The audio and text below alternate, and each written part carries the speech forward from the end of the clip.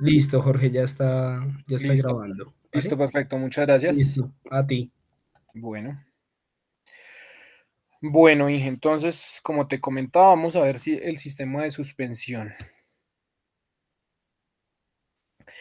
Entonces, la suspensión une la carrocería del vehículo a los neumáticos. Esta soporta la carrocería y amortigua las variaciones de vibración y sacudidas de la superficie de la pista durante el manejo, mejorando la comodidad del viaje. Básicamente el sistema de suspensión, cuando se empezó a desarrollar el vehículo, fue un tema inicialmente pensado en el confort del viaje. En esa época, digamos que no se pensaba aún en integrar, digamos, la suspensión a aspectos de seguridad, e inicialmente fue un tema concebido principalmente para el confort, porque estos primeros vehículos obviamente eran bastante, digamos, incómodos para un viaje relativamente largo. La suspensión soporta la carrocería eh, mediante resortes, absorbe las vibraciones suaves e impactos desde la superficie de la carretera. También ayuda a absorber el balanceo de la carrocería por medio de los amortiguadores y asegura un apropiado nivel de comodidad del viaje. También cuando el vehículo es acelerado o cuando los frenos son aplicados o cuando gira, la suspensión soporta las fuerzas que actúan sobre la carrocería. Entonces, como vemos, las funciones de la suspensión son también, como te mencionaba, ayudar a mantener el control del vehículo como tal durante la marcha. La suspensión es un componente importante de los coches. No solo sirve para ofrecer comodidad, sino que es un aspecto fundamental para ofrecer una estabilidad adecuada y por ende crucial para la seguridad vial. Se trata de uno de los tres pilares del triángulo de la seguridad del coche y resulta clave detectar posibles fallos antes de que sea demasiado tarde. Aunque las suspensiones han evolucionado bastante a lo largo de los años, el principio básico por el que se fundamentan sigue siendo el mismo, es decir, la adaptación a las irregularidades de la carretera mediante una suspensión por cada rueda. Sin embargo, cada tipo de suspensión lo hace de diferente manera, como vamos a ver a continuación. Tipos de suspensión. Suspensión rígida. Con este tipo de suspensión, las ruedas izquierda y derecha son unidas por un simple eje sobre el cual la carrocería está montada vía resortes. Este tipo de suspensión es usado a menudo en autobuses, tractores y las ruedas posteriores de los carros de pasajeros. Esta suspensión rígida es la que podemos encontrar, por ejemplo, en vehículos principalmente, por ejemplo, de trabajo, camionetas tipo Toyota, tipo Loop, carros de pasajeros, digamos microbuses y este tipo de vehículos que tienen, por decirlo así, unas exigencias de sistema de suspensión bastante robusto, que van a soportar bastante carga. Entonces tienen que tener unos sistemas, digamos, que vayan acordes a la exigencia de su trabajo. Suspensión independiente. Con este tipo de suspensión, las ruedas izquierda y derecha son apoyadas por brazos separados y la carrocería es montada a ellos vía resortes. Este tipo de suspensión es usado frecuentemente por las ruedas delanteras y posteriores de carros de pasajeros y por las ruedas delanteras de pequeños camiones. Entonces, este tipo de suspensión independiente básicamente monta el sistema comúnmente conocido como tijeras o brazos de suspensión. Entonces, en este tipo de suspensiones, digamos que son más confortables porque no se transmite, digamos, fuerzas de una rueda a la otra. Entonces, digamos que si una rueda, la rueda, digamos, trasera izquierda, eh, se encuentra con un bache, con un obstáculo, una piedra o algo, digamos, que va a absorber solamente esa parte, esa llanta, ese conjunto, y no se van a transmitir mayormente, digamos, esas fuerzas al otro lado de la carrocería. Entonces, digamos, son vehículos que en la parte posterior en muchos casos también cuentan con tijeras o con brazos, digamos, de suspensión. Suspensión de aire. Suspensión. ¿Me vas a preguntar algo, Inge? Sí, esa suspensión, o sea, la suspensión independiente son las mismas tijeras. Sí, correcto. Esa es básicamente, digamos, lo que normalmente conocemos como tijeras o brazos de suspensión. Ese es un tipo de suspensión independiente porque digamos que ella va, la tijera como tal es básicamente un triángulo. En la parte, digamos, ancha, va con unos pasadores y con unos bujes de caucho anclado a la carrocería, y en el otro extremo donde va la punta del triángulo, por decirlo de alguna manera, va montada una rótula. Y digamos que es ese conjunto hasta ahí independiente para esa llanta. En la suspensión rígida hay un eje que atraviesa de lado a lado. Entonces, por ejemplo, los camperos, supongamos los camperos viejitos o las camionetas que tienen tracción en las cuatro ruedas, entonces tienen ese tipo de suspensión rígida, que es como tal un elemento que va derecho desde una llanta hasta la otra, y ya obviamente monta es un sistema generalmente de ballestas o de muelles, pero entonces digamos que ahí sí no hay una independencia entre las ruedas, sino que van unidas por una misma pieza. Ok, gracias. Listo, Inge. Entonces, suspensión de aire. Este tipo de suspensión usa resortes de aire en lugar de resortes de metal.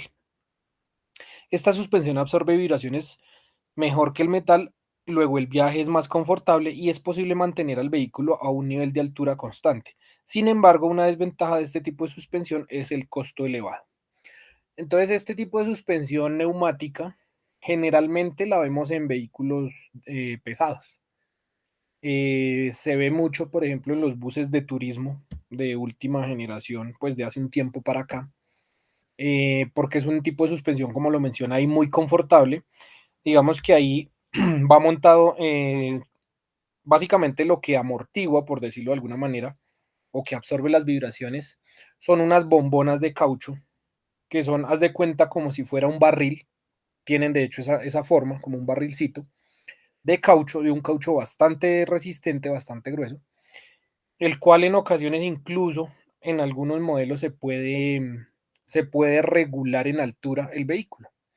Entonces se puede inflar o desinflar esa suspensión a voluntad para levantar o agachar un poco, digamos, el vehículo respecto a las ruedas. También lo vemos, por ejemplo, en algunos tractocamiones en los que esos tractocamiones generalmente son destinados más a jalar, digamos, volumen y no tanto cargar peso. Entonces, digamos, eso hace que el conjunto como tal de la suspensión del tractocamión se aligere un poco, porque obviamente ya no va a tener unos muelles supremamente grandes y pesados, sino que va a tener unas bombonas de caucho, entonces eso hace que también el vehículo como tal sea un poco más liviano y pues eso también redunda, digamos, en un menor consumo de combustible. Básicamente son esas, las suspensiones de aire las vamos a encontrar en vehículos tipo pesado. Suspensión rígida. Entonces, como te lo mencionaba, este es un buen ejemplo de una suspensión rígida. Entonces, lo que podemos ver es un puente que une las dos ruedas y en ese puente van ancladas mediante grapas unos muelles o unas hojas de resorte, que son los elementos, digamos, que permiten que haya flexibilidad. Y como vemos aquí en el costado, en el extremo, está su correspondiente amortiguador. Entonces, básicamente es un puente que une las dos ruedas y por eso se denomina suspensión rígida. Aquí podemos ver en la gráfica de la parte inferior. Entonces, estas suspensiones cuentan aquí en el numeral 4. Podemos ver el corte, digamos, transversal. Va como tal el eje que une las dos ruedas. Eh, el numeral 1 son los muelles o las hojas de resorte, que son los elementos, digamos, flexibles del conjunto. En algunos, por ejemplo, en los vehículos de carga, en los tractocamiones, esas hojas las ponen de manera invertida a como la vemos en la gráfica. Entonces, digamos que pues el comportamiento flexible, digamos, no cambia. Básicamente hacen el mismo trabajo, pero están puestas de manera, digamos, apoyadas sobre las puntas y el arco se hace hacia arriba. Entonces también lo podemos ver en esa configuración. Es un conjunto, digamos, de hojas aceradas que tienen un tratamiento térmico que permite que sean, digamos, tengan cierta flexibilidad y es un tipo de suspensión que soporta un peso bastante considerable. ¿Qué pasa con estos? con estos tipos de suspensión. Los daños más comunes que uno encuentra en las ballestas es que se partan. Generalmente es eso, básicamente es eso. Entonces generalmente se parte la hoja principal, que es la que va en la parte superior, que es la que, digamos, por decirlo de alguna manera, está haciendo mayor fuerza o está recibiendo mayor carga. Entonces, generalmente podemos ver cómo resulta que esos muelles van atravesados por el centro, por un tornillo de guía que las mantiene, por decirlo de cierta manera, encarriladas una sobre la otra. Entonces, digamos que por donde pasa ese tornillo es un punto donde generalmente se fractura la hoja. Y es uno de los daños que podemos encontrar comúnmente cuando hacemos la revisión. Otro de los daños que podemos encontrar cuando revisamos ese sistema de suspensión es que aquí en la figura, en el numeral 3 de la figura, o en el numeral 2, la parte de atrás lleva un elemento con unos ejes que permite que ese conjunto como tal se mueva o Ingeniero, tenga qué una pena. oscilación. Una preguntita. Dímelo. Los vehículos que tienen ballestas también poseen las tijeras en la parte delantera. No, Inge, No, no tienen, o sea, no son tienen. diferentes. Tienen ese sistema, digamos, o tienen el uno o tienen el otro, pero nunca vas a encontrar que tengan los sistemas combinados. Ah, ok, listo. Sí. Entonces, en ese tipo de casos, digamos, podemos encontrar que tengan, por ejemplo, tijeras en la parte de adelante, pero muelles en la parte de atrás. Esa configuración sí se puede dar, pero en un mismo eje no vas a encontrar nunca los dos sistemas.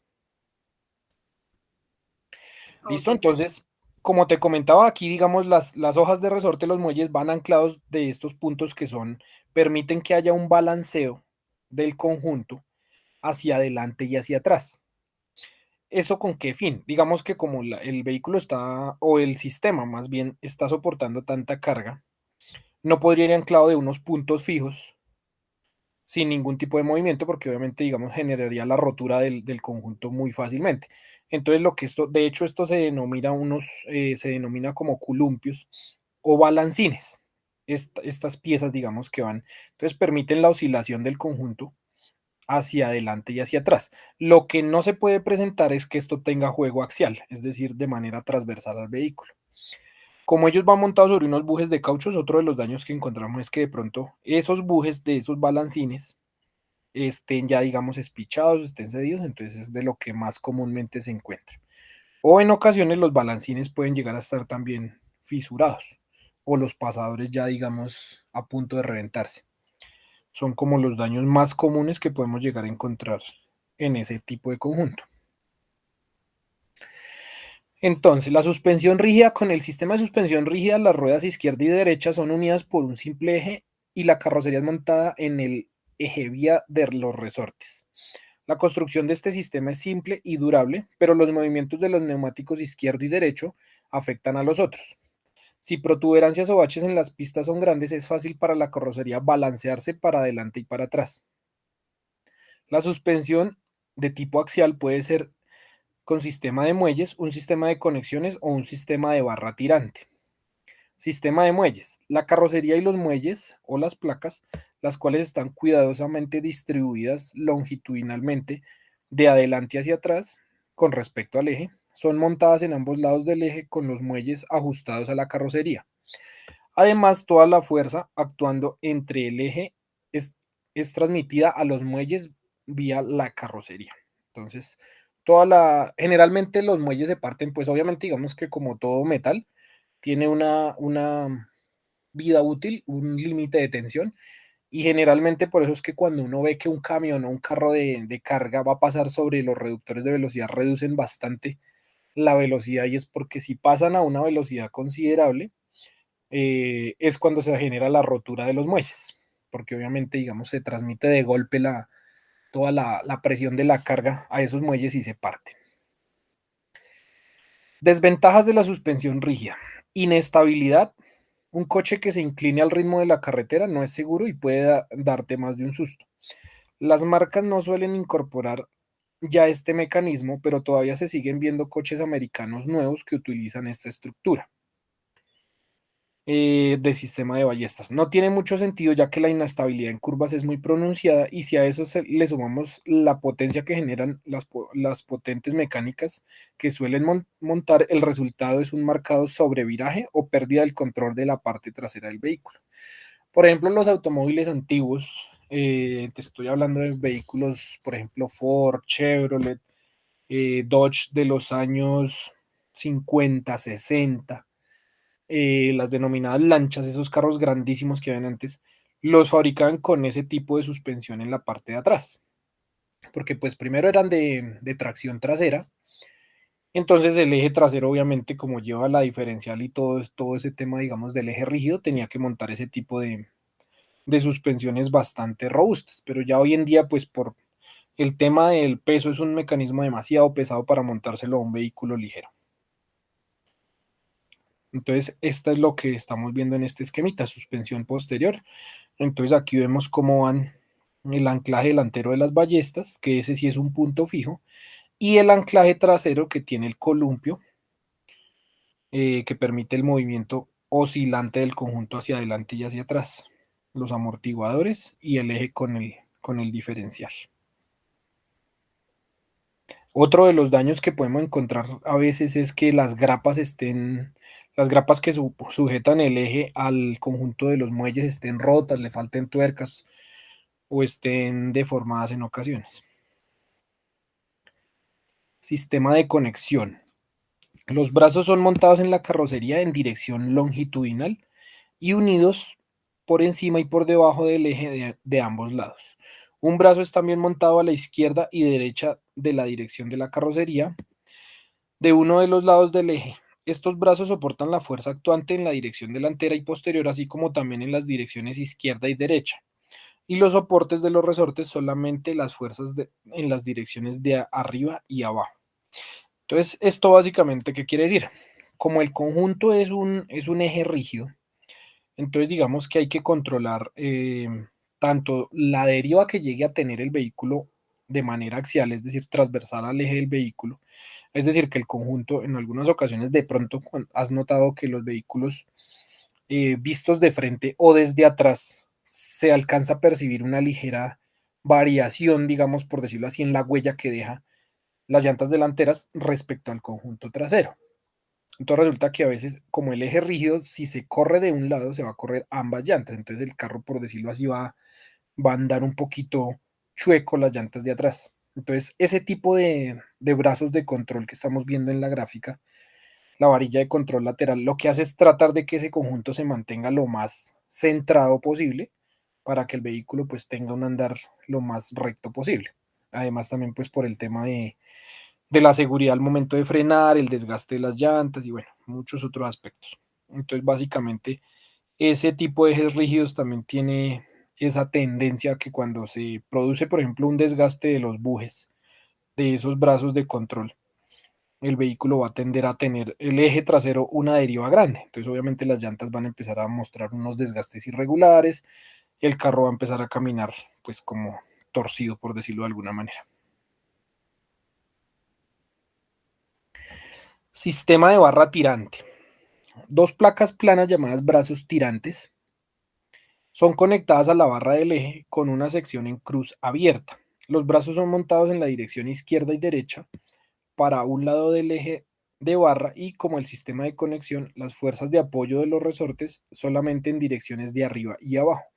Este tipo de suspensión es a menudo usado como la suspensión posterior en carros de pasajeros o compactos.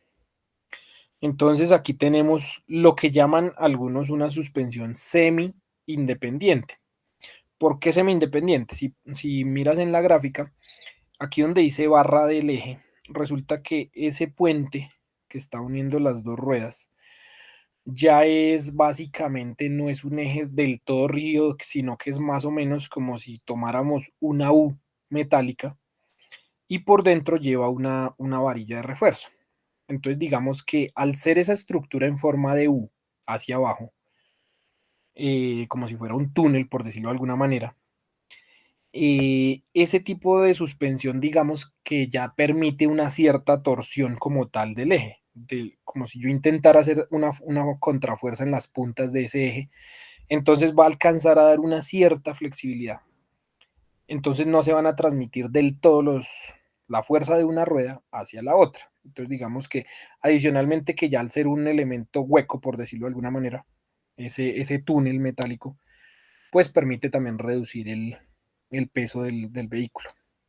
Y cuenta obviamente también con sus brazos tirantes para controlar, digamos, el desplazamiento hacia adelante y hacia atrás que pueda tener el eje. Y como vemos aquí, pues monta unos amortiguadores junto con el espiral en un solo conjunto tipo McPherson. Esta suspensión semirrígida. Estas suspensiones son muy parecidas a las anteriores. Su diferencia principal es que las ruedas están unidas entre sí como en el eje rígido, pero transmitiendo de una forma parcial las oscilaciones que reciben de las irregularidades del terreno. En cualquier caso, aunque la suspensión no es rígida total, tampoco es independiente. La función motriz se separa de la función de suspensión y de guiado, o lo que es lo mismo, el diferencial se une al bastidor y no es soportado por la suspensión. Entonces, lo que te comentaba, digamos que hay una menor transferencia de las fuerzas de una rueda hacia la otra. Suspensión con eje de Dion. En ella las ruedas van unidas mediante soportes articulados al grupo diferencial, que en la suspensión con eje de Dion es parte de la masa suspendida. A su vez, ambas ruedas están unidas entre sí mediante una traviesa o tubo de Dion que las ancla de forma rígida, permitiendo a la suspensión deslizamientos longitudinales. La suspensión posee además elementos elásticos de tipo muelle helicoidal y suele ir acompañada de brazos longitudinales que limitan los desplazamientos longitudinales. Entonces, básicamente es esta gráfica que estamos viendo aquí. Entonces, como podemos ver, aquí tenemos ese denominado traviesa o tubo de Dion o puente de Dion. Lo que hace es, digamos, conectar por detrás de la transmisión o por delante, dependiendo del diseño, las dos ruedas del eje. Entonces aquí va el diferencial, que es, digamos, que viene de la caja para la transmisión de potencia. Están los muelles y está ese puente de Dion. Entonces básicamente es un elemento que, por decirlo así, conecta las dos ruedas en forma de U metálica. Entonces aquí en la gráfica podemos ver entonces los soportes articulados que básicamente funcionarían ahí sí en este caso.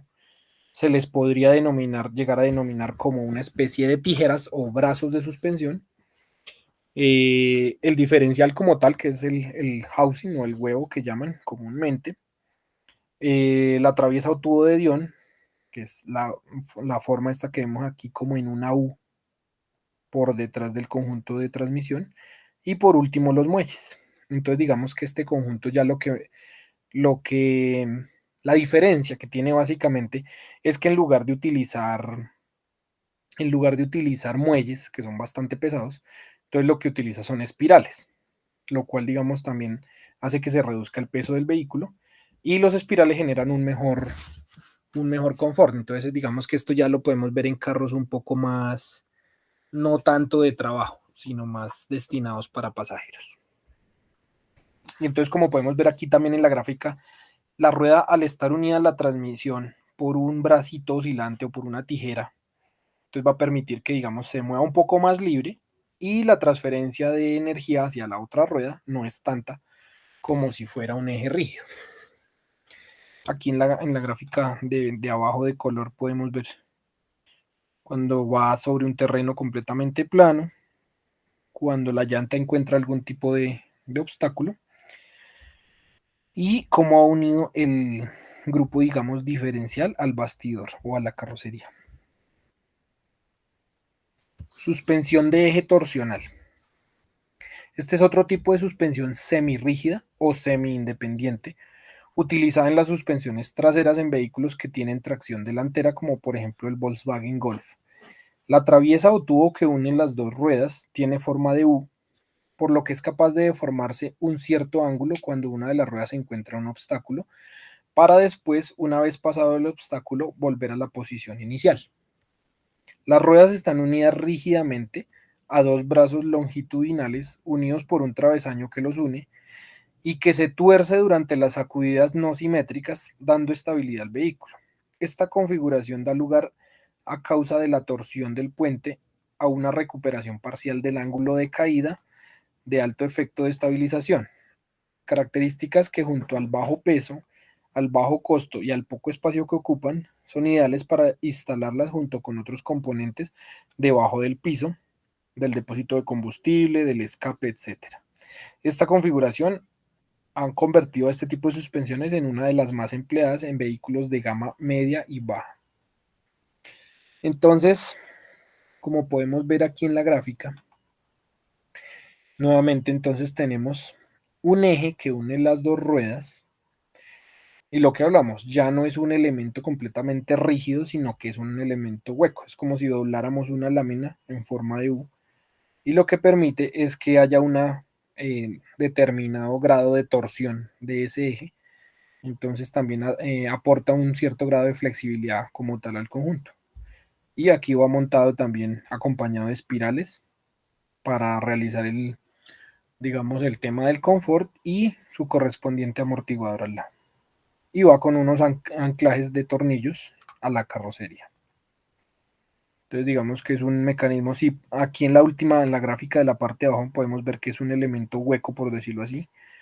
Y básicamente le ponen como una especie de varilla de refuerzo, una barra metálica que como para darle un poquito más de soporte, pero entonces es un elemento que ya le resta bastante peso al vehículo y ayuda en el confort.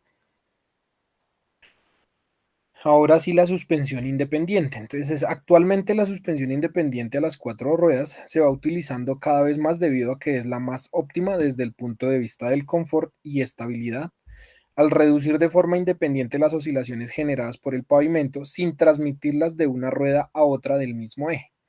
La principal ventaja añadida de la suspensión independiente es que posee menor peso no suspendido que otros tipos de suspensión, por lo que las acciones transmitidas al chasis son de menor magnitud.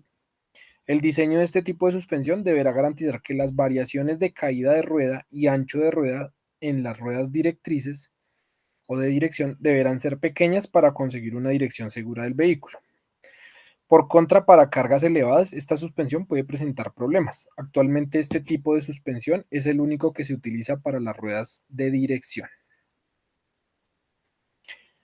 Suspensión independiente. El número de modelos de suspensión independiente es muy amplio y además posee numerosas variantes. Los principales tipos de suspensión de tipo independiente son suspensión de eje oscilante, suspensión de brazos tirados, suspensión tipo McPherson, suspensión de paralelogramo deformable, suspensión multibrazo o multilink.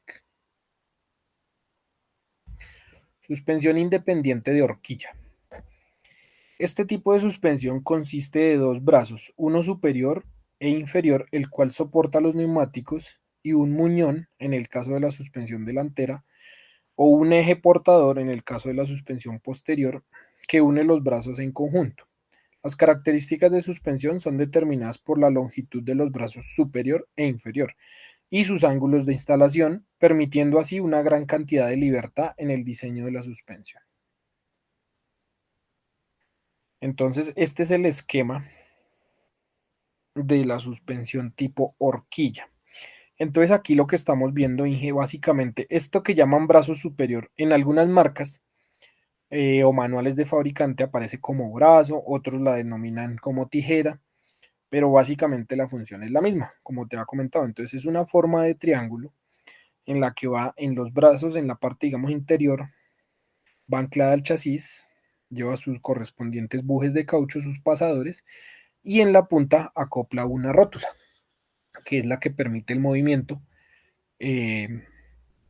hacia arriba y hacia abajo, y aparte de eso permite obviamente que las ruedas se desplacen en la dirección, trabajando digamos en conjunto con el sistema de dirección. Tiene su semieje, en este caso es un semieje porque pues en los vehículos, por ejemplo, que tienen tracción delantera, entonces ya no es un eje rígido como tal, sino que es un semieje que entra ya en la caja para la transmisión de potencia. Y estos otros brazos pequeños que vemos a los lados Entonces son brazos tensores que ayudan a mantener el conjunto, digamos, en su sitio y también absorber pues las fuerzas que actúan cuando se frena, cuando se acelera y tienen sus correspondientes bujes de caucho. Y aquí en este costado podemos ver la misma estructura. Este tipo de suspensión, cuando el resorte, el muelle y el amortiguador van en un solo cuerpo, es lo que determinan como tipo MacPherson, que es lo que utilizan hoy en día la mayoría de los automóviles, utilizan ese tipo de configuración, porque digamos que estando el espiral y el amortiguador en un solo cuerpo, permite reducir, digamos, el espacio que tienen que utilizar para la instalación como tal de ese elemento.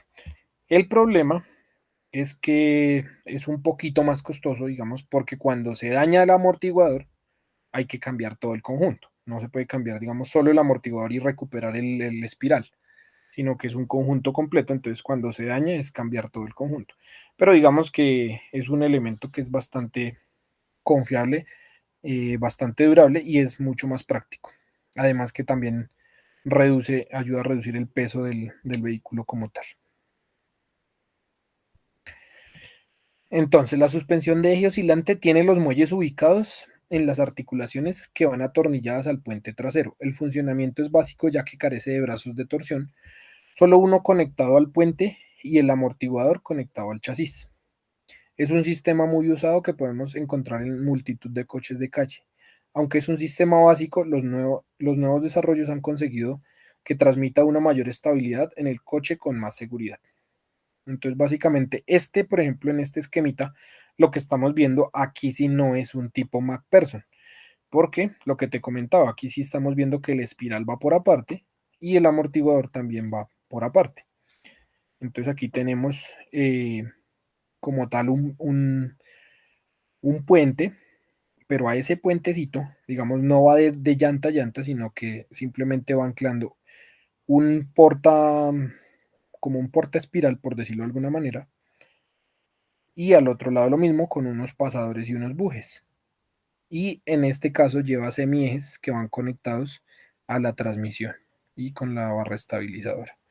Entonces digamos que es un tipo de suspensión semi independiente, porque digamos que sí están conectadas una rueda y la otra por ese semipuente que está ahí en la mitad.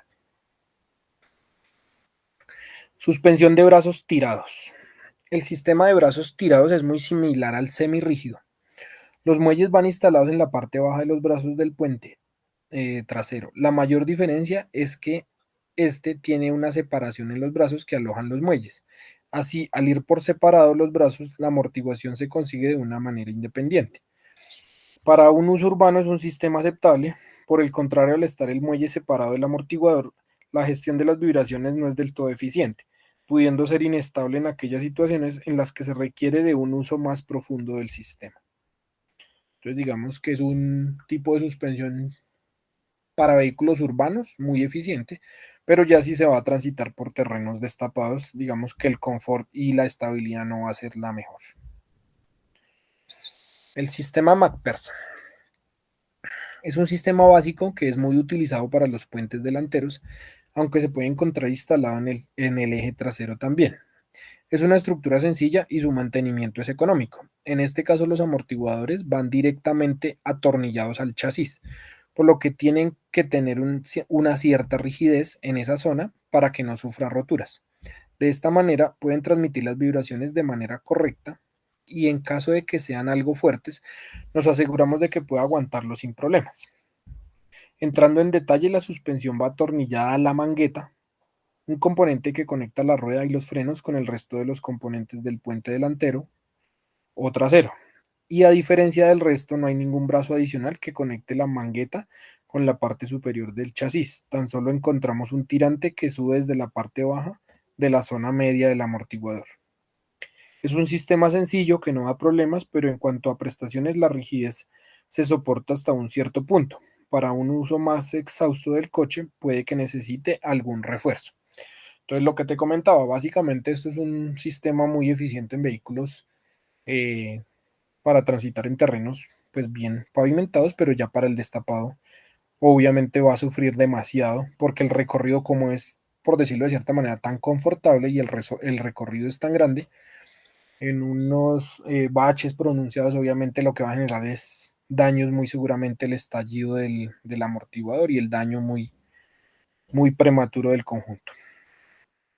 Entonces aquí podemos ver una toma, digamos, delantera de ese tipo de suspensión. Entonces la torre McPherson, que esto es lo que normalmente cuando uno levanta el capó de un vehículo, se ven las torres de esos amortiguadores donde van fijados desde arriba. Entonces eso lo podemos ver cuando abrimos el capó del vehículo. En algunos casos podemos ver la torre de los amortiguadores.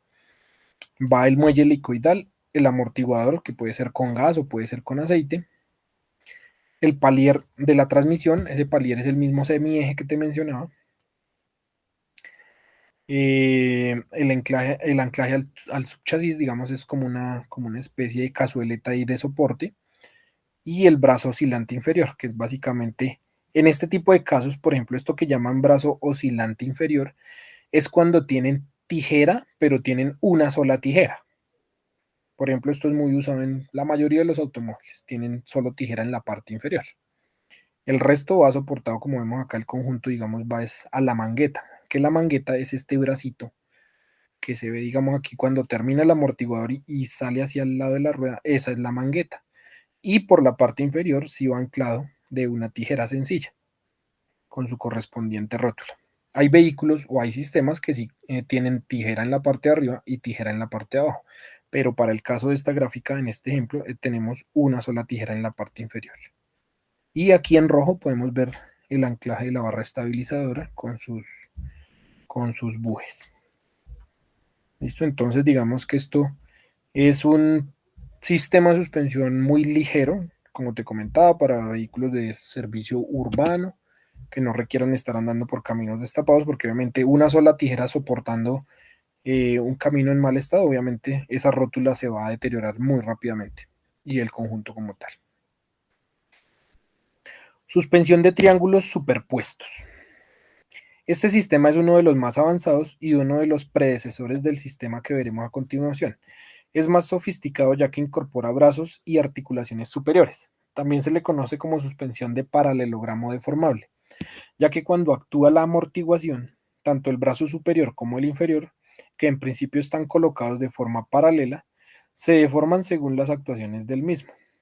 Las suspensiones van colocadas de forma centralizada, que se pueden encontrar en la fórmula CART o en el KTM Xbox GT, o sea, vehículos tipo turismo, que se pueden encontrar, en definitiva, es un sistema que se usa más en la competición, por ofrecer una rigidez e inclinación de la suspensión mayor.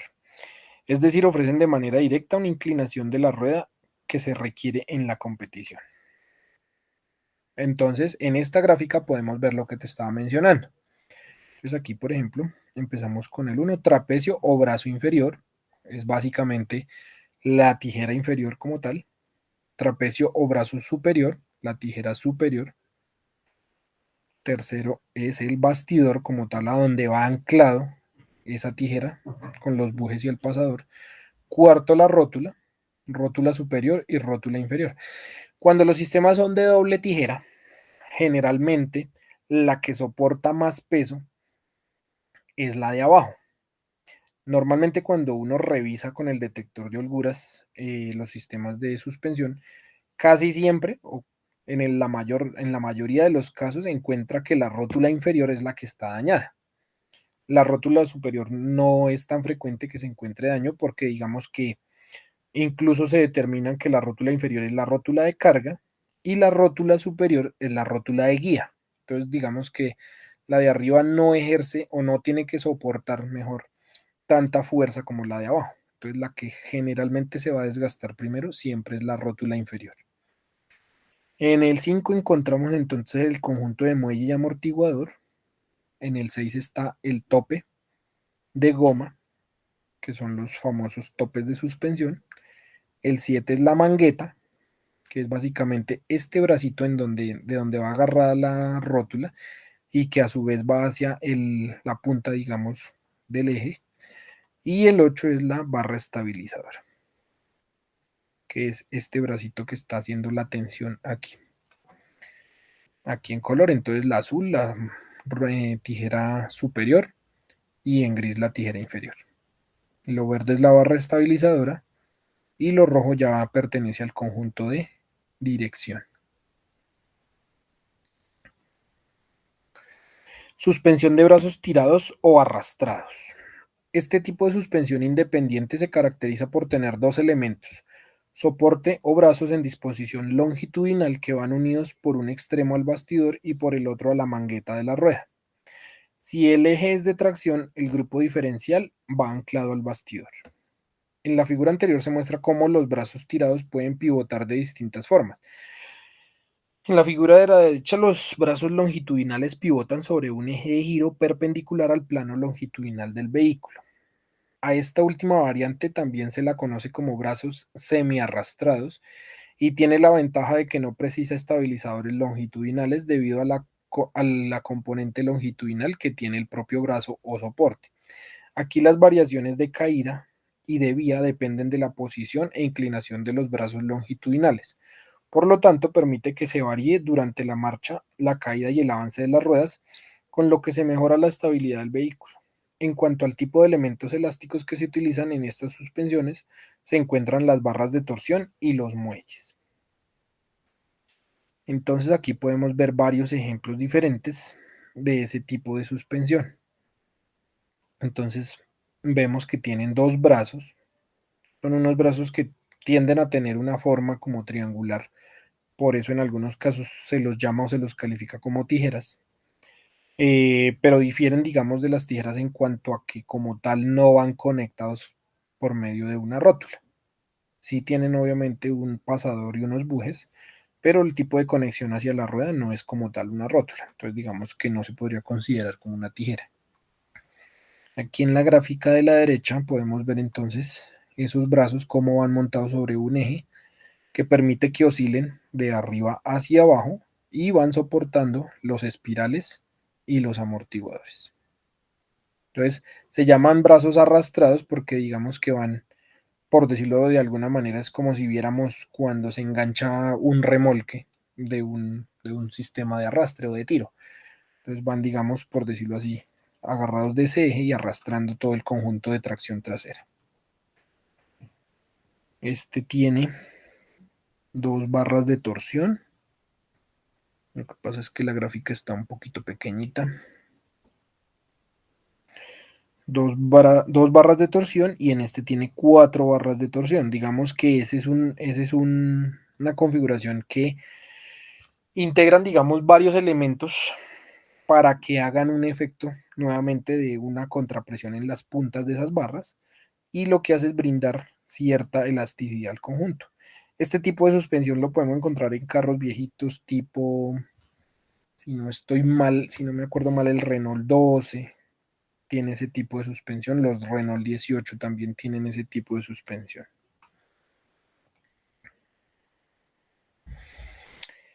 Suspensión independiente. Este sistema deriva del anterior, ya que su funcionamiento es muy similar, con la diferencia que las suspensiones en su parte superior se atornillan a la torreta del chasis. Al igual que el anterior, está compuesto por varios brazos, tanto superiores como inferiores, que distribuyen perfectamente la torsión en todos los puntos, pero está más pensado para la calle, pues incorpora un taco de goma que recibe las vibraciones.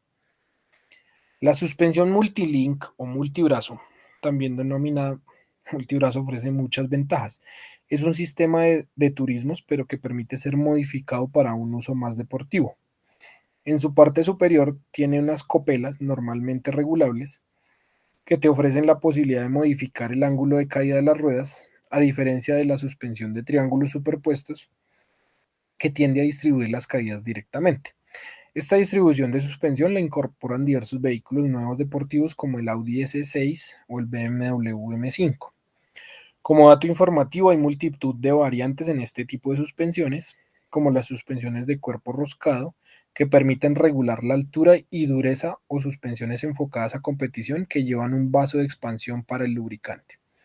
Entonces, básicamente esos tipos de suspensión de multilink o multibrazo, como lo mencioné ahí, los podemos encontrar, pero en vehículos ya de gama alta. Entonces generalmente lo vamos a ver en vehículos BMW, Audi, Mercedes-Benz, Honda de gama alta.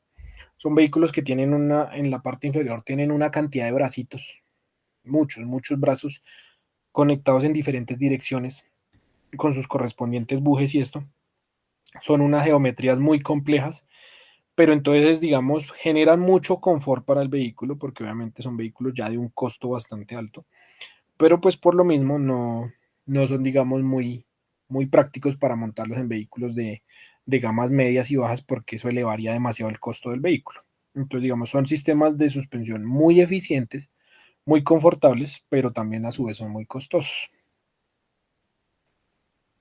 Bueno, este sí es un ejemplo de semirrígida que habíamos visto anteriormente. Aquí, como podemos ver, se ve la caja de dirección, tijera superior, tijera inferior y el MacPherson. Suspensión, sus componentes. Inge, no sé si de pronto hasta ahí alguna duda, inquietud.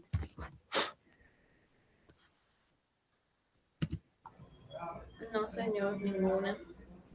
Ok, Inge, perfecto. Bueno, entonces seguimos.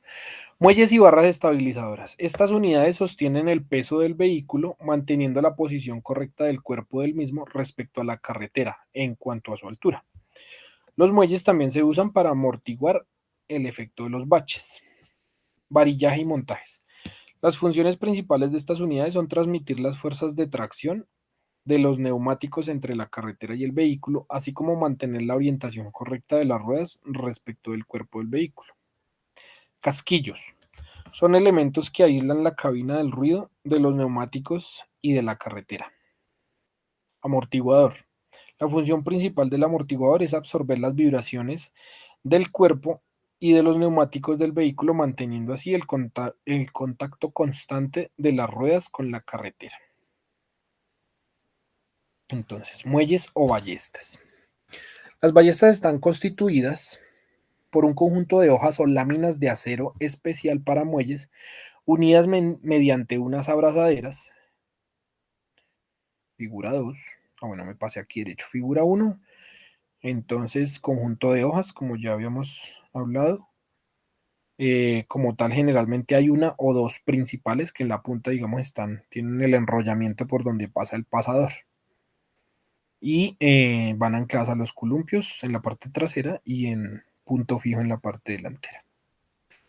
Abrazaderas, entonces esas abrazaderas es lo que te mencionaba, hace parte, digamos, es un elemento para que las hojas como tal no se desencarrilen, no empiecen como son unidades separadas, no empiecen a salirse, digamos, las puntas de las ballestas para un lado y para el otro y se desordene como tal el conjunto, sino que trabajen y hagan la fuerza de manera pareja. Unas abrazaderas que permiten el deslizamiento entre las hojas cuando éstas se deforman por el peso que soportan. La hoja superior, llamada hoja maestra, va curvada en sus extremos formando unos ojos en los que se montan unos casquillos de bronce. Estos casquillos pueden ser de bronce, de caucho o de teflón. Hay mucha gente que le gusta meterle bujes de teflón porque pues el teflón es más resistente. Igualmente genera, digamos, que el conjunto sea silencioso, que no haya chirridos, digamos, molestos cuando la suspensión trabaja. Para su acoplamiento al soporte del bastidor por medio de unos pernos o bulones. Entonces, como podemos ver, Inge, aquí tenemos, por ejemplo, aquí en la grafiquita en la parte de abajo de primeras, tenemos un conjunto de muelles bastante grande. Esto generalmente cuando vemos tantas hojas así, esto pertenece a vehículos de transporte pesado. Ya digamos para vehículos de menor capacidad de carga, entonces tenemos a veces conjuntos de 3 hojas, de 4 hojas. Incluso, por ejemplo, hay algunos vehículos, si no estoy mal, los Fiat Uno viejitos, tienen una hoja de resorte que la puedes ver en la parte trasera de manera transversal al vehículo, que ayuda, digamos, a que la parte trasera del vehículo le ayuda en la amortiguación. Y es una sola hojita, porque como es un vehículo, digamos, un automóvil de pasajeros, entonces le montaron esa estructura. No la he visto en otros vehículos. Es particularmente conocido por eso, porque tiene una sola hojita de resorte, pero no va de manera longitudinal al vehículo, sino transversal. Muelles helicoidales.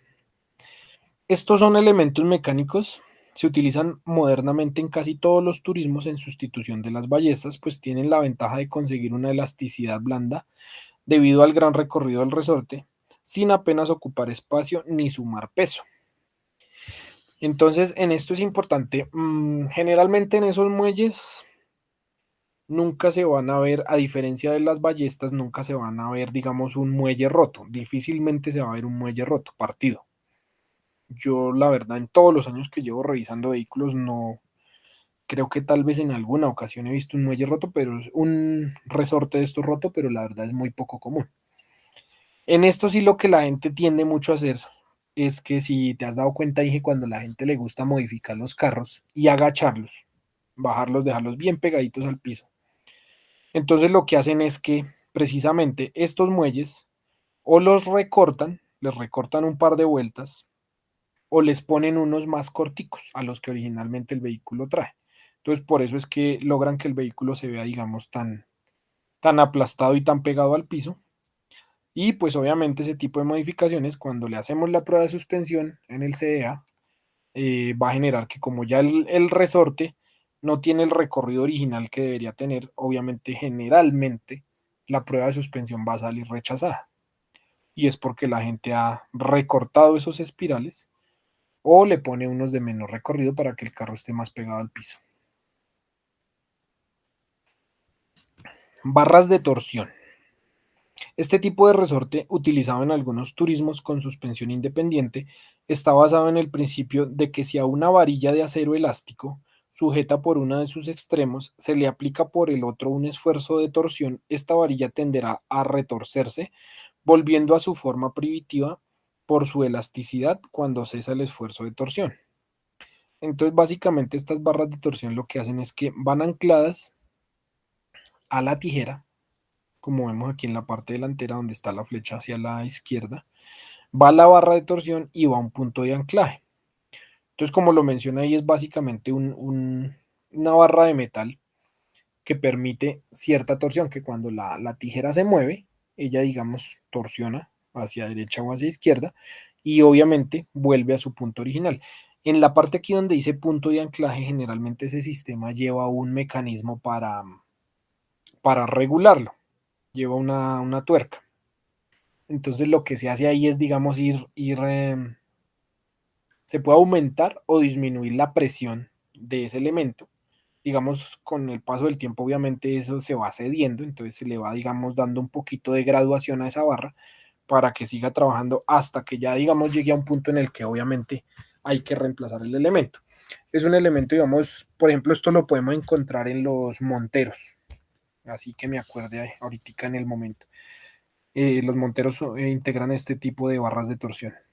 Y es un sistema, digamos, bastante eficiente, liviano y no ocupa mucho espacio. Barra estabilizadora. Las barras estabilizadoras, cuando un vehículo toma una curva por acción de la fuerza centrífuga, se carga el peso del coche sobre las ruedas exteriores, con lo cual la carrocería tiende a inclinarse hacia ese lado, con el peligro de vuelco y la correspondiente molestia para sus ocupantes. Entonces, básicamente, la función de la barra estabilizadora es como vemos aquí en la gráfica, donde dice antes y después. Lo que hace la barra estabilizadora es unir el conjunto de suspensión sin que esto signifique que la suspensión se convierte en rígida, sino que es una suspensión independiente. Pero entonces esa barra de torsión lo que hace es, cuando el vehículo se inclina sobre un costado, entonces esa barra transmite parte de la fuerza hacia la otra rueda, lo que hace que el vehículo se estabilice.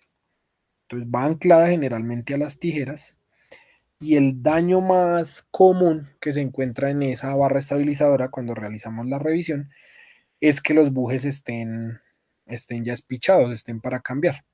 Ella, digamos, durante todo el recorrido tiene unos... Dímelo.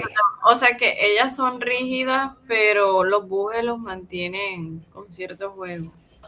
Pues, Inge, de hecho no son rígidas del todo porque en muchos casos es de hecho hueca. Por ejemplo, en los vehículos tipo NHR, en los furgoncitos, digamos, esos de reparto, Sí. la barra estabilizadora delantera de esos vehículos es de hecho un tubo. entonces es hueco. De hecho, en algunos casos he encontrado barras estabilizadoras de esos vehículos de carga, de esos NHR, partida. La barra se parte. Y entonces ahí es donde uno se da cuenta que no es una varilla como tal rígida, sino que es tubular. Entonces digamos que ella sí tiene su cierta, hasta cierto punto es flexible, pero digamos que lo que le ayuda, digamos, a que se apoye más son esos bujes de caucho. Entonces sí tiene su cierto grado de flexibilidad, pero no es demasiado tampoco. Porque si fuera demasiado flexible, entonces digamos que no cumpliría con su función como tal de transmitir la fuerza hacia la otra punta del eje. Entonces, la barra estabilizadora a veces podemos encontrar que va anclada directamente a la tijera o a veces va, digamos, anclada mediante, no sé si alcanzas a ver aquí en la gráfica debajo del amortiguador del lado derecho, hay una pequeña barrita que baja desde el amortiguador hacia abajo. Eso se llama una bieleta. Esa bieleta, no todas las barras estabilizadoras lo tienen, pero a veces, digamos, va haciendo, digamos, conectando la barra estabilizadora con el sistema de suspensión. Entonces, a veces también eso es lo que normalmente en mecánica llaman los muñecos. Esos muñecos son, técnicamente se llaman bieletas y también ahí a veces podemos encontrar juego, desgaste, holgura o a veces de hecho esas bieletas se rompen también por digamos ya la fatiga del material o un esfuerzo digamos demasiado brusco se pueden partir. Incluso hay vehículos que esas bieletas las tienen en plástico, en un termoplástico digamos pues de alta resistencia para reducir peso, pero pues obviamente como todo tiene su límite de esfuerzo y ya se rompe. Silent block o cojinetes elásticos. Son aislantes de caucho u otro material elastómero que se encargan de amortiguar las reacciones en los apoyos de la suspensión. Su misión es amortiguar los golpes existentes entre dos elementos en los que existe movimiento. Suelen montarse a presión o atornillados. Su sustitución debe realizarse cuando el caucho esté deteriorado o exista holgura en la unión. Los cojinetes elásticos son elementos de caucho que permiten la unión de los componentes de la suspensión, facilitando un pequeño desplazamiento. Su montaje suele realizarse mediante bridas o casquillos elásticos. Estos cojinetes son muy utilizados para el montaje de las barras estabilizadoras. Entonces, lo que te comentaba, generalmente las barras estabilizadoras, casi nunca vas a ver una barra estabilizadora rota o deformada, a menos que sea de pronto por un golpe. Pero lo que sí generalmente se va a encontrar es que los bujes o esos silent blocks estén ya espichados, ya estén para cambio. Otra cosa que también se encuentra dañada generalmente son las grapas que las aseguran. Eso sí, digamos, a veces por la fuerza misma que hacen, entonces la grapa se deforma, se rompe, se parte el tornillo que la va sujetando. Pero básicamente la barra estabilizadora casi nunca se daña. Entonces aquí podemos ver en esta gráfica en dónde van los juegos de bujes o silent blocks. Entonces los amarillitos, como podemos ver, son, digamos, llevan un cuerpo metálico exterior y internamente son de caucho. Y también, digamos, a veces interno, o sea, va metal, caucho, metal. Como podemos ver en la gráfica de la parte inferior derecha. Hay otros, como los moraditos en el esquema, esos sí son netamente de caucho. Digamos que los otros llevan un cuerpo metálico a veces porque necesitan, digamos, acoplarse en algún punto o ingresar dentro de alguna pieza. Entonces, digamos que si fuera solo caucho, pues quedaría demasiado holgado. Los que son netamente en caucho, sí es porque, digamos, su requerimiento de instalación permite que sean 100% caucho. Lo que pasa, digamos, con esos bujes es que, digamos, los bujes originales de un vehículo siempre van a durar mucho tiempo. Pero ya cuando se realiza el reemplazo, a veces la gente por economía, hay muchos bujes, digamos, de fabricación, digamos, un poquito hechiza o no bajo unas normas muy estrictas, entonces, digamos, los hacen incluso en llanta reciclada.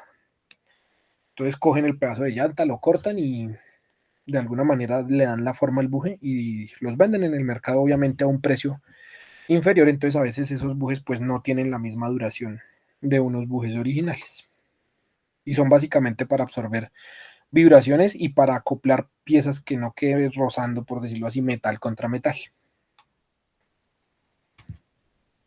Bueno, rótulas. Las rótulas constituyen un elemento de unión y fijación de la suspensión y de la dirección, que permite su pivotamiento y giro manteniendo la geometría de las ruedas. La fijación de las rótulas se realiza mediante tornillos o roscados exteriores o interiores. La sustitución debe realizarse si existen en estas algún daño, como por ejemplo si está deformada a causa de algún golpe o cuando existen holguras. Entonces volvemos al tema de el detector de holguras. Aquí es muy importante. Por ejemplo, aquí en la gráfica Inge, como estamos viendo, en la parte superior, podemos ver entonces aquí hay una rotulita inferior. Bueno, aquí hay una claridad que hacer. Generalmente, en mucha de la literatura que uno encuentra, se refieren al conjunto, digamos, aquí en la parte donde dice rótula de dirección. Digamos que sí, técnicamente sí es una rótula, pero para no generarle confusión a veces a los clientes al momento de entregarle los informes, es mejor referirse a ella como una terminal de dirección. Mientras que cuando hablamos del sistema de suspensión, sí nos debemos referir a ella como una rótula, para generar como esa diferenciación. Porque digamos ahí pasa en muchos casos que cuando no se le da el nombre exacto de la pieza que está dañada al cliente, a veces van y le cambian algo que no estaba dañado y cuando vuelven con una pieza nueva que estaba buena y la que está deteriorada sigue igual. Entonces sí es muy importante que los inspectores, digamos, en las observaciones, cuando hacen la revisión, en las observaciones muchos software permiten, digamos, describir cuál es la pieza que está defectuosa. Entonces ahí te van a poner, supongamos, en este caso, entonces rótula inferior izquierda deteriorada para cambio. Listo. Entonces ya es una orientación más clara tanto para el ingeniero que va a entregar el informe como para el cliente, digamos, al momento de mostrarle o presentarle el informe al mecánico y que sepa qué es lo que tiene que hacer. O sea que allí hay dos rótulas.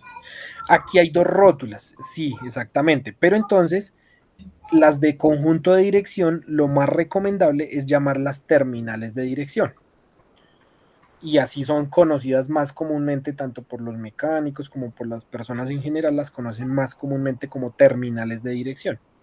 Porque es, por decirlo así, donde termina la barra de dirección y se acopla con la mangueta. Entonces, digamos, es más fácil asociar la palabra terminal a dirección y rótula a suspensión. Entonces, de esa manera hay un poco más de claridad. Aunque lo que te digo, técnicamente funciona y se comporta tal cual como una rótula. O sea, básicamente es una rótula. Pero entonces es para hacer esa diferenciación cuando se entrega el informe de que una es de conjunto de suspensión y la otra de dirección. Aquí en este mismo esquemita, mira, Inge, que podemos ver en esta barrita donde dice barra estabilizadora y eso que se ve de ahí para arriba, como con una canalcita. Esa es la violeta que te digo que en muchas ocasiones incluso es en material plástico. Entonces esa es la que a veces se encuentra deformada, rota o con juego como tal. Entonces aquí en la parte inferior tenemos la rótula de suspensión, en la parte de arriba la terminal de dirección y aquí en la parte más abajo podemos ver, digamos, cuando una rótula ya se deteriora. Entonces básicamente podemos ver que se rompe. Eso que se Dímelo. ve ahí roto es el mismo material. Inge, ese es el El guardapolvo. guardapolvo.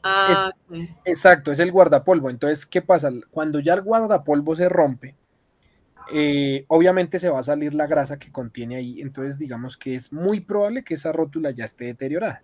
Porque obviamente el guardapolvo pues cumple la función de, por un lado, no dejar entrar la suciedad y por otro lado, contener la lubricación, la grasa y que el conjunto esté perfectamente lubricado. Entonces, ya cuando el guardapolvo se ha roto, digamos que ya es una indicación de que esa rótula pues es mejor cambiarla por mantenimiento preventivo, digámoslo así. Okay. Listo. ¿Qué más daños podemos encontrar? De pronto en algunas ocasiones he encontrado, por ejemplo, que los tornillos que la sujetan estén sueltos o estén reventados. Y básicamente pues que ya tengan juego. ¿Qué pasa con ese tema de las rótulas? Muchos mecánicos, resulta que el detector de holguras obviamente está diseñado para que todo el peso del vehículo esté apoyado sobre la rueda y el plato del detector de holguras obviamente genera un movimiento de todo el conjunto. Y obviamente el vehículo debe estar frenado para que la fuerza, digamos, se transmita mejor. Mucha gente se queja a veces cuando uno les entrega el informe. Se van al taller y resulta que allá el mecánico llega y le hace con las manos o con una palanca, con una barra, le hace fuerza a la rueda y dice, no, pero ahí esas rótulas están buenas, eso todavía aguanta. El cliente se devuelve muy molesto para el SEA, le dice, no, pero allá mi mecánico me revisó las rótulas y me dice que están buenas. Si ya se dictaminó con el detector de holguras que la rótula tiene juego, que tiene holgura, ya digamos que ahí tiene que ser uno completamente firme en cuanto a que no, o sea, la pieza se diagnostica en el CDA y el mecánico simplemente tiene que cambiarla. Porque una práctica muy mala que tienen algunos mecánicos también es desmontan esa rótula y con una prensa hidráulica la machucan. Entonces, digamos que la deforman, por decirlo de alguna manera. Entonces, la rótula ya obviamente no va a tener holgura porque pues le deforman la estructura. Ya la bolita que va internamente no se va a mover con la libertad que debería. Entonces dicen, listo, solucionado el problema. Ya machucaron la rótula ya no tiene juego, pero obviamente ya lo que va a generar es que de pronto se rompa como tal la oreja en donde va contenida la cazuela, donde va contenida esa rótula, se rompa. Entonces también a veces incurren en que por evitarse cambiar una rótula, lo que hacen es machucarla con una prensa y deformarla. Entonces obviamente eso es una mala práctica que es desafortunadamente muy común verlo. Dice, las rótulas constituyen un elemento de unión, fijación de la suspensión y la dirección que permite su pivotamiento y giro. Entonces, básicamente las rótulas también permiten que la rueda cambie de dirección. Entonces, son de suspensión y también permiten, obviamente, como van en el mismo conjunto, que la llanta cambie de dirección. Entonces, por eso permiten el movimiento hacia los lados. Bueno, mangueta y buje.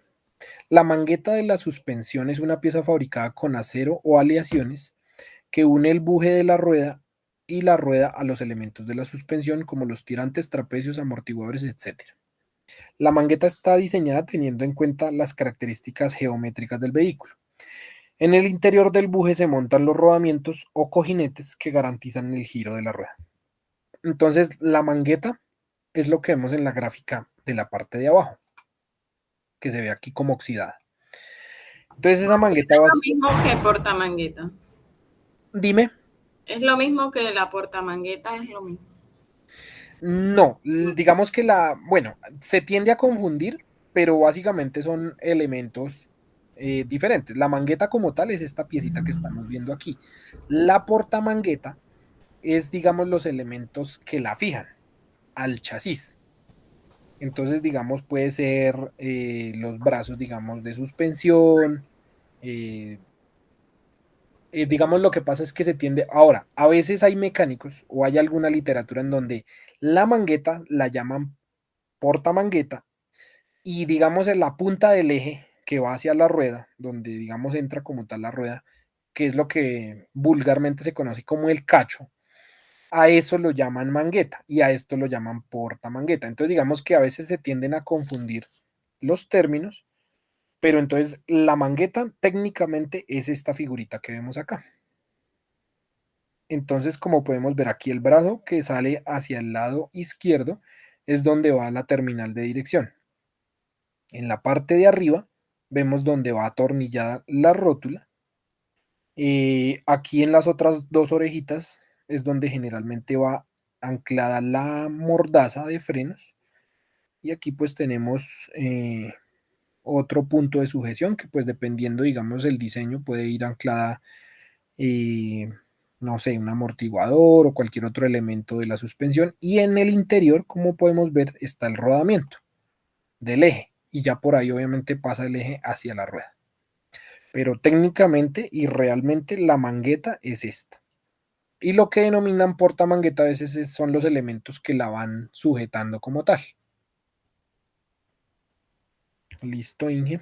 Listo, sí, señor. Vale. Entonces, ese es, digamos, en esto qué daños podemos encontrar, por ejemplo. A veces pasa, Inge, que digamos todos estos agujeritos que vemos de fijación, entonces lo que tenemos de dirección, la rótula, las mordazas, Con el tiempo, digamos, si por ejemplo hay un desajuste de los tornillos, bien sea de la terminal, de la rótula, de la mordaza, obviamente cuando se dejan desajustar los tornillos o pasadores, ese desajuste lo que va generando con el paso del tiempo es que haya obviamente que se pierda la circunferencia de esos agujeros.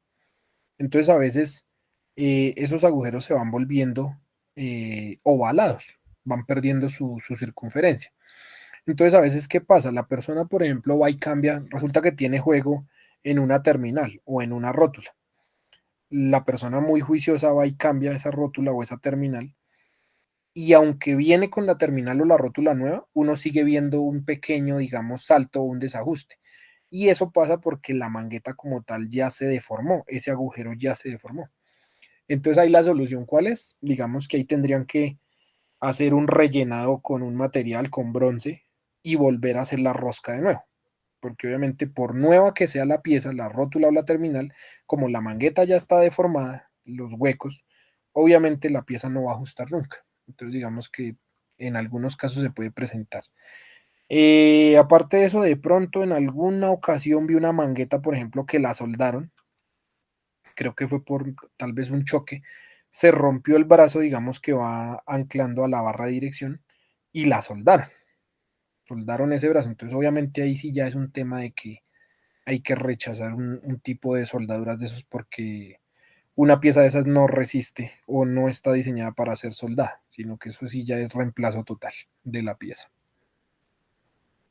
O por ejemplo a veces se pueden llegar a encontrar fisuras, digamos no es muy común, pero de pronto se pueden llegar a encontrar fisuras también, sobre todo por ejemplo en esos huecos de las donde va fijada la mordaza, porque como los frenos están ejerciendo, digamos, toda la fuerza sobre esos agujeros o sobre esos puntos de anclaje, entonces también a veces se pueden encontrar fisuras ahí. Trapecios o brazos. Son brazos articulados fabricados en fundición o en chapa de acero embutida que soportan al vehículo a través de la suspensión. Unen la mangueta y su buje mediante elementos elásticos o silent blocks o bujes y elementos de guiado como las rótulas al vehículo soportando los esfuerzos generados por este en su funcionamiento.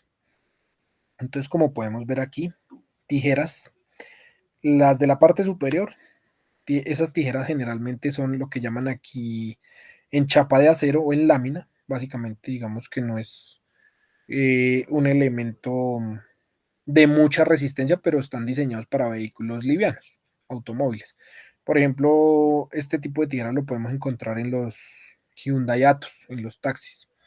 Son tijeras, digamos, de una fabricación muy sencilla y muy ligera, pero pues obviamente son para vehículos que son de pasajeros y no van a soportar mucha carga. Este otro tipo de tijera que vemos en la parte inferior, ya digamos que es una tijera de fundición. Entonces ya como podemos ver es una aleación de metal en fundición, no en lámina, y pues básicamente trabaja de la misma manera y este pues obviamente ofrece un poquito más de resistencia, pues obviamente por el material. ¿Qué podemos encontrar de daños en las tijeras? Generalmente lo que te comentaba, los bujes desgastados, las rótulas y las grapas. Esto que está aquí en la parte inferior en la figura de la tijera de fundición, esas grapas a veces, sobre todo por ejemplo en los taxis ve uno mucho las grapas reventadas. Y eso ya obviamente es por un tema de falta de mantenimiento. Digamos, no es que soporte el vehículo como tal mucho peso, pero sí lo exigen a mucho trabajo diario. Cuando las calles están en muy mal estado, obviamente esas piezas sufren mucho, mucho estrés hasta que esas grapas se rompen. Entonces es muy, muy usual encontrar las grapas de las tijeras reventadas y los bujes en mal estado. Tirantes y topes. Tirantes de suspensión son brazos de acero longitudinales o transversales situados entre la carrocería y la mangueta o trapecio que sirven como sujeción de estos y facilitan su guiado. Absorben los desplazamientos y esfuerzos de los elementos de la suspensión a través de los silent blocks o cojinetes elásticos montados en sus extremos. Topes de suspensión. Estos topes pueden ser elásticos o semirrígidos en forma de taco o en forma de casquillo. Su función es servir de tope para el conjunto de la suspensión, de manera que en una compresión excesiva, esta no se detiene. El montaje de este elemento es muy diverso dependiendo de la forma del taco. Por ejemplo, en las suspensiones McPherson se monta en el interior del vástago del amortiguador, mientras que en las suspensiones por ballesta se suele montar anclado a la carrocería. Esos topes de suspensión que en la norma son un defecto tipo B, generalmente también lo podemos ver mucho en la suspensión trasera de los taxis tipo Atos. Generalmente cuando uno está revisando los vehículos en la parte trasera encuentra los topes de la suspensión ya espichados, ya digamos para cambio. Son unos cauchos que lo que hacen es que cuando la suspensión se comprime al máximo, evitar digamos que haya un toque de metal contra metal. Entonces su función es recibir como ese golpe y obviamente pues son una pieza de recambio. No es nada costoso, pues el desmontaje del sistema un poco sí, pero pues sí se encuentra bastante ese defecto. Amortiguador. ¿Qué es un amortiguador y cómo funciona? Un amortiguador es básicamente una bomba de aceite. A un extremo del vástago se conecta un pistón que funciona contra el fluido hidráulico del tubo interior.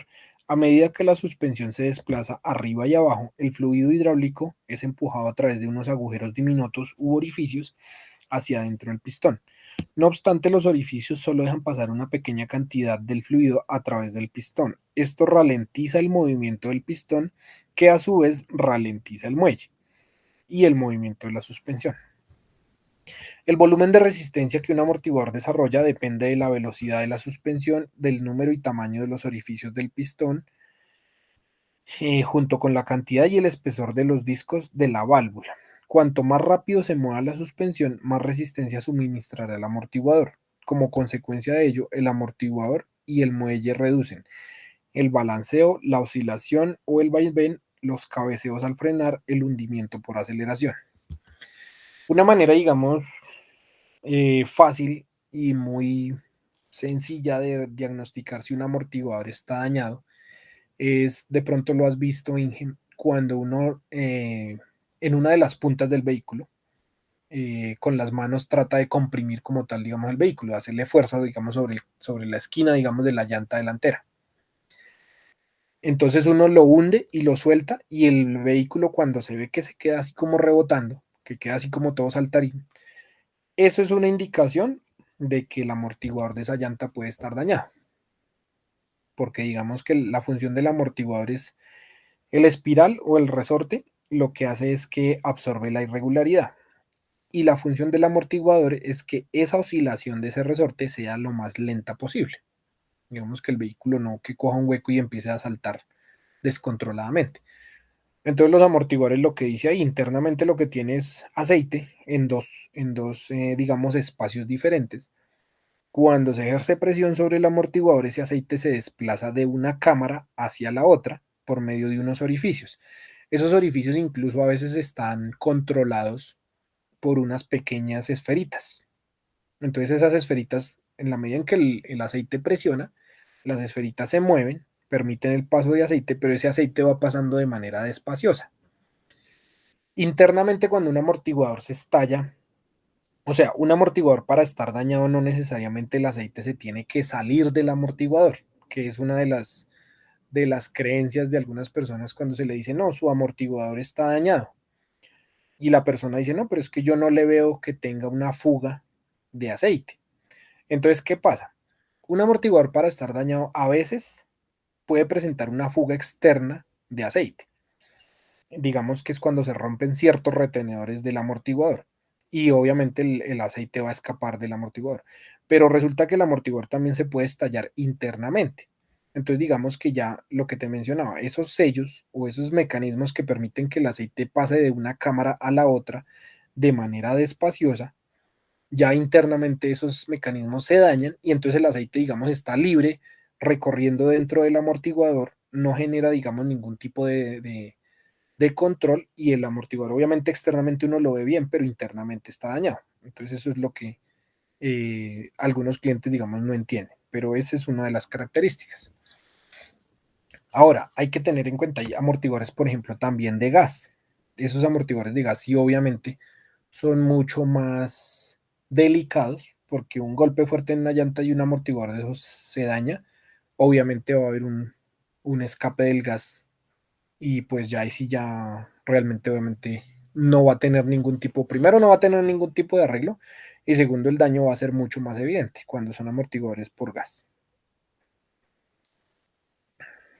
Entonces, como lo podemos ver aquí en esta gráfica, dice, controlar el movimiento del muelle y de la suspensión, ofrecer una conducción y frenada consistentes, prevenir el desgaste prematuro de los neumáticos, ayudar a mantener las ruedas en contacto con la carretera, mantener la alineación dinámica de las ruedas, controlar los rebotes, oscilaciones, inclinación y balanceo, cabeceo durante la frenada y hundimientos por aceleración, reducir el desgaste de otros sistemas, hacer que el desgaste de los neumáticos y de los frenos esté equilibrado, reducir el cansancio del conductor. Básicamente todas esas son las funciones de los amortiguadores, son bastantes. Entonces, como podemos ver aquí, el muelle se encarga de absorber esa variación, digamos, esa irregularidad del piso. Y el amortiguador lo que se encarga es hacer que esa oscilación de ese resorte sea de manera controlada. Es como si tú cogieras, digamos, el resorte que tiene un esfero por dentro. Tú lo comprimes y si lo sueltas de repente, pues él va a saltar por allá lejos. Entonces, básicamente lo que el amortiguador hace es que esa liberación de energía, cuando el resorte se comprime, se acumula una energía en el resorte, que esa energía se libere de manera controlada y despacio, para tener el control siempre del vehículo. Amortiguador, bitubo. Amortiguador hidráulico cuando el amortiguador está en carrera de compresión. Una parte del aceite de la cámara de trabajo inferior fluye a través del pistón pasando por la válvula de entrada que está ligeramente abierta. El resto del aceite se fuerza a través de un sistema de válvulas en la válvula base y a continuación pasa al depósito de aceite exterior, también denominado cámara de reserva. La velocidad del movimiento del vástago y la válvula base determinan la fuerza de resistencia generada por el amortiguador en la compresión. Cuando el amortiguador está en carrera de extensión, la válvula de entrada en el pistón se cierra y se fuerza el aceite de la cámara de trabajo superior a través del sistema de válvulas del pistón. Para compensar el volumen del vástago que abandona el tubo interno, el aceite pasa del depósito exterior a través de una válvula de entrada ligeramente abierta en la válvula base a la cámara de trabajo inferior, y así se mantiene el tubo interno lleno de aceite todo el tiempo. La velocidad del vástago y el sistema de válvulas del pistón determinan la fuerza de resistencia generada por el amortiguador en carrera de extensión. Entonces es básicamente lo que te comentaba, el paso de aceite controlado dentro del amortiguador, ese flujo de aceite de una cámara a la otra, lo hacen los mecanismos internos que tiene el amortiguador. Y obviamente también, bueno, hay algunos tipos de suspensión que integran, bueno, digamos, no es lo mismo un amortiguador de un vehículo, de un automóvil, que de un camión, obviamente. Entonces, ¿qué pasa? En cuanto al tamaño, en cuanto a la viscosidad del aceite que tiene. Y adicional a eso, en algunos sistemas de suspensión, digamos, ya mucho más avanzados, existen amortiguadores que tienen unos aceites que aparte de ser aceites tienen unos componentes eh, que mediante, digamos, un mando en la cabina cambie la viscosidad del aceite. Por lo tanto, cambie la dureza del trabajo de los amortiguadores. Por ejemplo, esto lo podemos ver en vehículos, obviamente, de competencia, de rally. Entonces, digamos que a voluntad yo puedo hacer que la suspensión o que los amortiguadores, digamos, se vuelvan más rígidos o sean, digamos, un poco más suaves. Y eso porque, digamos, se induce una corriente eléctrica dentro del amortiguador y hay una, pues, digamos que tiene unos componentes, unos elementos, digamos, que se energizan dentro del amortiguador, como pasa lo mismo que con la ventaviola de algunos vehículos, que cambia la viscosidad del aceite gracias a una corriente eléctrica. Entonces, digamos que, pero son sistemas de suspensión, digamos, ya muy de vehículos muy especializados de competencia generalmente, pero pues es un tipo de suspensión o de amortiguadores más bien que existen. Entonces, para entenderlo un poquito más claramente, tenemos en la gráfica del lado izquierdo el amortiguador en función de extensión y en función de compresión. Entonces, externamente lo que nosotros vemos son los dos ojos de anclaje, superior e inferior, pero internamente, entonces como podemos ver aquí, el aceite pasa de una cámara a la otra mediante unas válvulas. Entonces, cuando esas valvulitas se dañan internamente porque se le da un golpe, se coge un hueco, digamos, de repente, entonces obviamente esas válvulas se van a dañar y el aceite va a empezar a fluir por todo el amortiguador sin control y no necesariamente se va a salir, sino que va a empezar a estar, digamos, repartido entre las dos cámaras y no va a cumplir con su función.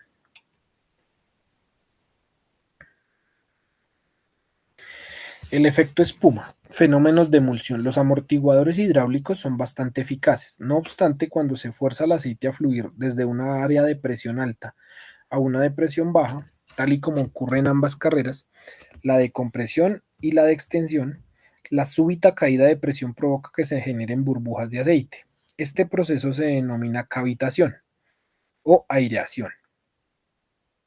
Las burbujas de aire, a diferencia del aceite, son comprimibles. Por ello, el vástago del pistón inicial de carrera simplemente comprimirá las burbujas antes de que se fuerce el aceite a pasar a través del sistema de válvulas. Esto produce un desfase en el control del amortiguador, lo que influye negativamente en la eficacia de este. Al añadir nitrógeno bajo presión, se limita el efecto de la formación de espuma que permitiría aumentar la eficacia del amortiguador. Entonces, digamos que ese fenómeno de emulsión, digamos, ya es un defecto como tal, digamos, físico del aceite internamente, obviamente. Por eso no todos los amortiguadores, digamos, tienen el mismo costo también en base a los materiales con los que los fabrican, el aceite que tienen por dentro y las características, digamos, como toda pieza de recambio, habrá amortiguadores que tienen una vida mucho más larga que otros. Ahora bien, hay sitios en donde a veces ofrecen que arreglan los amortiguadores, pero pues eso realmente, viendo la complejidad que tiene internamente un amortiguador, digamos, es bastante difícil llegar a arreglar efectivamente un amortiguador. Amortiguadores de gas. Gas a baja presión, amortiguador bitubo. Es similar a un amortiguador convencional, aunque dos elementos esenciales difieren notablemente. En la parte superior del tubo de reserva, el aire es sustituido por nitrógeno, un gas inerte, a una presión de 2.5 a 8 bares, y se introduce una sola vez en el momento de la fabricación. El sellado de aceite que rodea el vástago del pistón en la parte superior del cuerpo del amortiguador tiene un diseño muy especial. Cuenta con un labio para impedir que entre suciedad y dos labios de sellado para que no se salga el aceite. La base del sellado tiene forma de tira circular flexible que funciona como una válvula antirretorno. La flexibilidad de las tiras permite que fluya el aceite de retorno al tubo del depósito y mantiene la presión del gas solo en el aceite del depósito. Estos amortiguadores producen una conducción muy confortable y una dirección precisa del vehículo. Entonces, como podemos ver aquí en la gráfica, básicamente tenemos, en lugar de aceite, tenemos un gas. Existe una película de aceite, pero esa película de aceite lo que hace es generar un sellado entre, digamos, las piezas que se mueven para que el gas no se escape. Pero como tal, digamos, lo que cambia internamente de posición dentro del amortiguador es un gas y ya no es aceite. Entonces tenemos lo que llaman aquí labios, como unos anillos de barrido que mantienen el aceite en su interior, y ese aceite también, digamos, lo que hace más allá que lubricar, lo que hace es un sellado. Básicamente el funcionamiento es el mismo, pero entonces a base de gas. De hecho, por ejemplo, en las motocicletas es ahora muy común ver amortiguadores, por ejemplo, en las Pulsar, amortiguadores de gas. Digamos que se ha vuelto algo mucho más común hoy en día. Pero tiene gas y tiene aceite. Sí, tiene una pequeñita porción de aceite, pero ese aceite lo que hace es generar como un sellado, digamos, para que no haya el vástago como tal del amortiguador no esté seco, porque al estar seco, digamos, podría empezar a dejar de escapar el gas. Entonces, lo que hace esa pequeña película de aceite, lo que hace es como un sellado, más Okay. que actuar como sistema de amortiguación, de que se desplace, lo que hace es básicamente un sellado. Listo. Listo. Amortiguador de gas a alta presión, monotubo. Los amortiguadores de un solo tubo funcionan según los mismos principios básicos, movimiento alternativo de un pistón en un tubo lleno de aceite, pero en un extremo tiene una pequeña cantidad de nitrógeno a alta presión, de 25 a 30 bares. Un pistón flotante separa este gas del aceite evitando que se mezcle. Cuando el vástago del pistón desplaza el aceite bajo compresión, este aceite comprime el nitrógeno un poco más. El gas está sujeto pues a variaciones de volumen, funcionan como un muelle. La presión continua que ejerce el gas sobre el aceite garantiza una respuesta instantánea y a su vez un funcionamiento más silencioso de las válvulas del pistón. Además, esta presión elimina los fenómenos de cavitación y emulsión que pueden provocar que los amortiguadores momentáneamente pierdan eficacia. Entonces, como lo había mencionado anteriormente, el otro tipo de amortiguador, para evitar esos fenómenos como la cavitación, entonces lo que integra es, esto básicamente sería como una especie de amortiguador pues híbrido, porque integra una parte de aceite e integra una parte de gas. Pero entonces digamos que lo que hace es que el gas es la parte, digamos, que permite como esa flexibilidad dentro del amortiguador y el aceite sí básicamente genera es un empuje.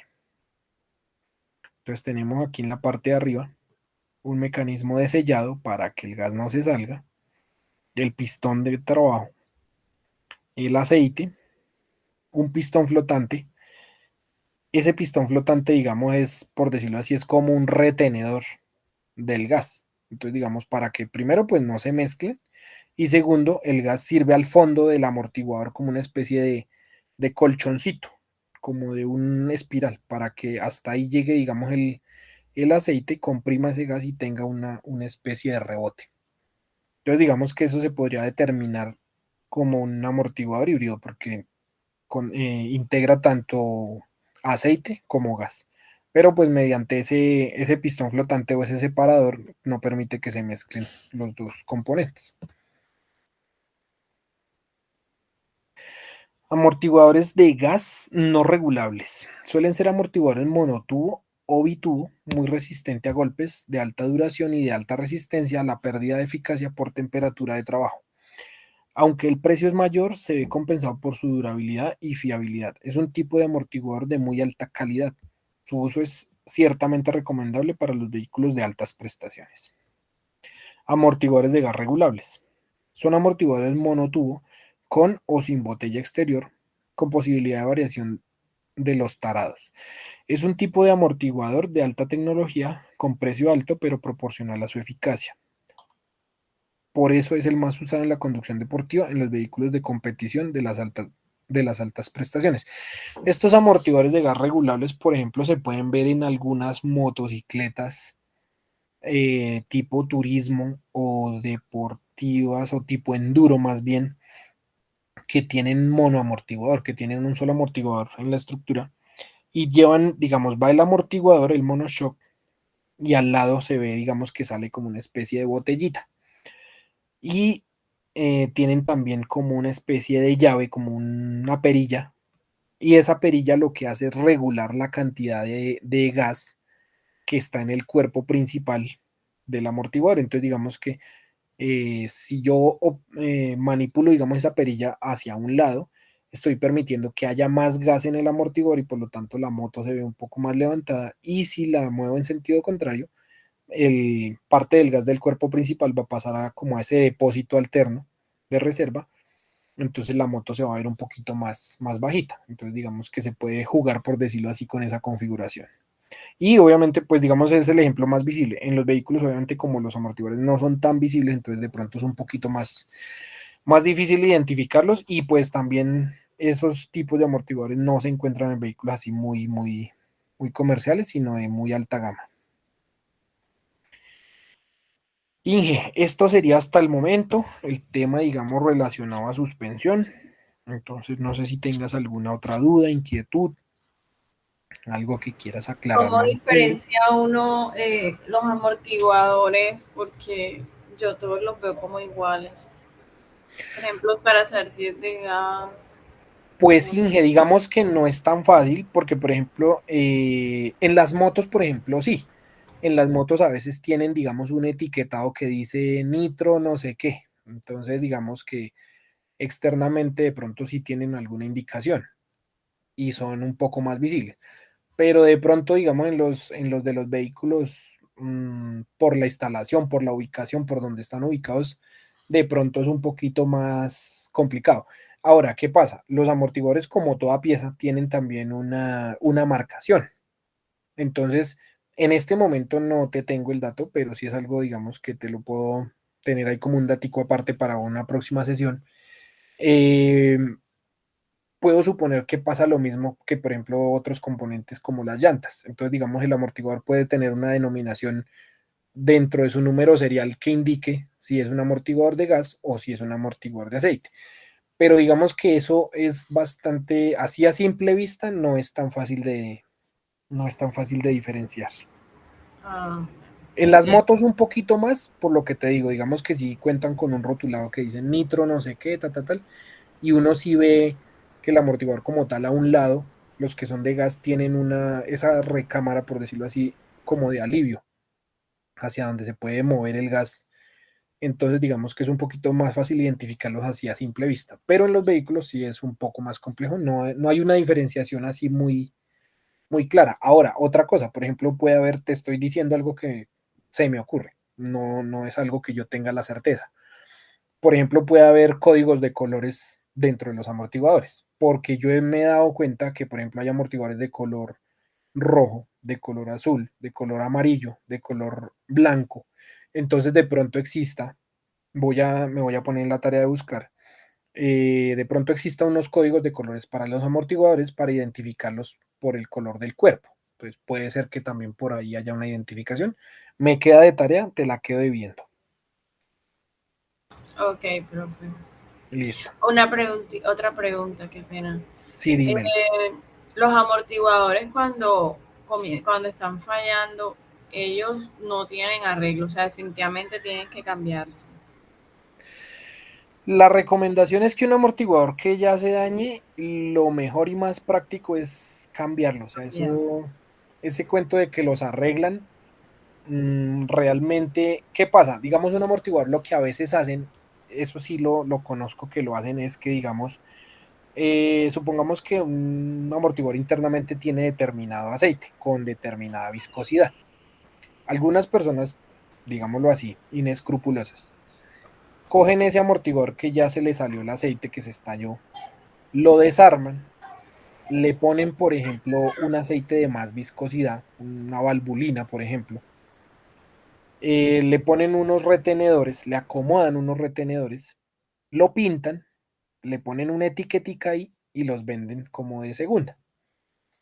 Obviamente una persona que va a comprar unos amortiguadores y allá, digamos, le hacen una prueba que es pues una prueba, digamos, muy ahí empírica y digamos de apoyar el amortiguador contra el piso y le hacen fuerza, entonces resulta que como eso pues tiene un retenedor nuevo y tiene valvulina por dentro, entonces básicamente el amortiguador se va a ver que se desplaza un poquito, pero pues, y como está bien pintado exteriormente y eso, pues listo, se lo hacen pasar por remanufacturado a la persona. Y hay muchas personas que caen en ese tema de comprar ese tipo de amortiguadores y también se dejan llevar por el precio. Pero un amortiguador que se dañe, realmente eso lo más recomendable es cambiarlo, eso no tiene arreglo. O por lo menos un arreglo que vaya a dar el mismo comportamiento de cuando estaba nuevo, no, eso difícilmente se llega a eso. Ok, muchas gracias. Listo, Inge. Bueno, Inge, entonces con esto daríamos por terminada la sesión en cuanto a los sistemas de suspensión. Te quedo debiendo, voy a apuntar por aquí lo del datico de los amortiguadores y en una próxima sesión te paso el dato para que aclaremos porque la verdad, esa preguntita puntual no me la habían hecho. Ok, listo, ¿Listo? ingeniero. Sí, señor. Listo, Inge. Entonces te agradezco mucho por tu tiempo. A usted. Seguimos entonces ahí en contacto y a ver cuándo más nos volvemos a encontrar para la siguiente sesión. Bueno, sí, señor. Muchas Bien, gracias. ingeniero, muchas gracias. Buenas noches, licenciada, ¿cómo está? Buenas noches. Bien, muchas gracias. Bueno, muchísimas gracias. Bueno, entonces yo estaré en contacto contigo, Kelly, para informarte que vamos a trabajar mañana, ¿de acuerdo? Bueno, sí, señora. Bueno, que estén muy bien, Muchas feliz noche. gracias, buenas noches. Listo, licenciada. Ingeniera, buena noche, que esté muy bien. Buenas noches, igualmente. Gracias. Descanse.